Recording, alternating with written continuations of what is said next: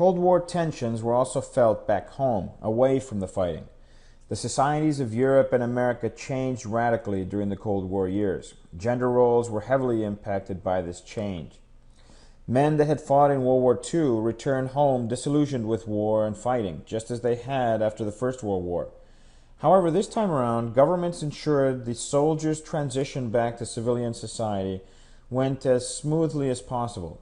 Government subsidized unemployment and college tuition programs allowed ex-combatants to pursue productive lives as civilians.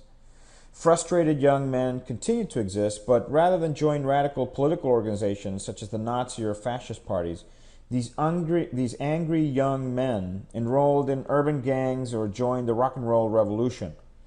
Although its roots were in African American blues and jazz, rock and roll only became a mass phenomenon with the growing popularity of a white man, Elvis Presley.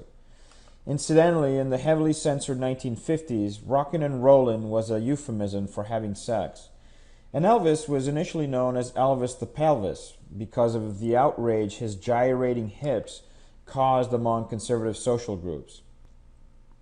Women also experienced a shift in gender roles. As you might remember, during World War II, women took over factory jobs of men who went off to fight. Women played a critical role in the war efforts of all combatant countries.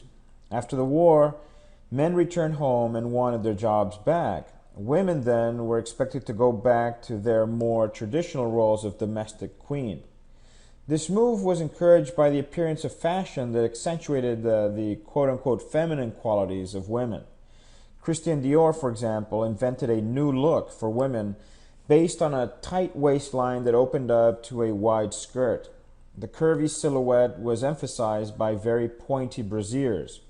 Another element of this glorification of the domestic woman was the development of new appliances such as the modern refrigerator, the toaster oven, the steam iron, and the vacuum cleaner that facilitated domestic work. Notice the woman in the image is happily doing work while wearing high heels. Nevertheless, the ultimate reality of post-war society was that men and women increasingly coincided at work. Women had become accustomed to being in the workplace and did not so easily accept returning to subservient roles in the household. Ultimately, though, Cold War society was a society that lived with a very real prospect of nuclear war.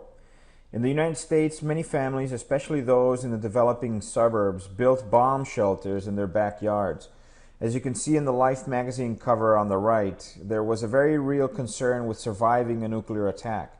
Look at the man on the cover wearing a thin plastic suit. The plastic provided little protection from nuclear radiation, but thousands of families bought similar suits in hopes that it would help them survive the impending nuclear holocaust. The early Cold War years also incited a Red Scare in America, a fear that communist spies were plotting against the United States from within the country's borders.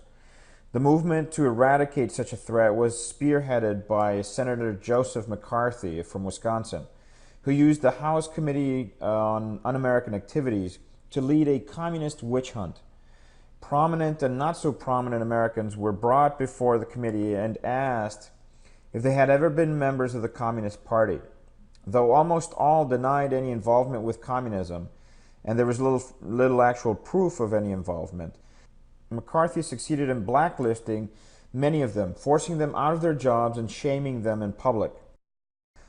The government also passed an Internal Security Act that stifled freedom of speech rights by landing in jail anyone who was caught openly criticizing the government. Yet the Cold War also witnessed very positive changes in American society. In the 1950s and 60s, the Civil Rights Movement pushed the United States government to put an end to ethnic segregation. The process of legislative change started in 1954 with the landmark court case Brown versus Board of Education that ended segregation in public schools. Perhaps the most visible leader of the movement was Martin Luther King, a Southern minister made famous by his "I Have a Dream" speech, in which he called for true equality among all American ethnic groups. The Civil Rights Movement also inspired the strong women's movement of the 1960s and 70s. The demand for equality for women was exemplified by Betty Friedan's 1963 book, The Feminine Mystique, in which she voiced the very real torment suffered by women in a male-dominant society. You can see a picture of Betty here on the left. 10 years later, another landmark Superior Court case, Roe versus Wade, granted women the right to an abortion. The court's decision was based on a woman's right to privacy. In other words, the Supreme Court recognized the woman's right to choose what to do with her life and body. Beyond the moral question of an abortion being right or wrong, Roe v. Wade represented a huge step forward in the recognition of equal rights for women. As the Cold War rolled on, we saw a continued influence on popular culture of the angry man phenomenon that I described earlier. Punk music in the late 1970s and rap music in the late 1980s and early 1990s reflected deep frustrations with society and loud demands for change. The British group the Sex Pistols, which you see on the left, sang songs entitled Anarchy in the UK and God Save the Queen, She Ain't No Human Being. Another punk group called The Clash shouted out lyrics such as London's burning with boredom now and I'm so tired with the USA, a song denouncing the strong cultural influence of the United States on Great Britain at the time.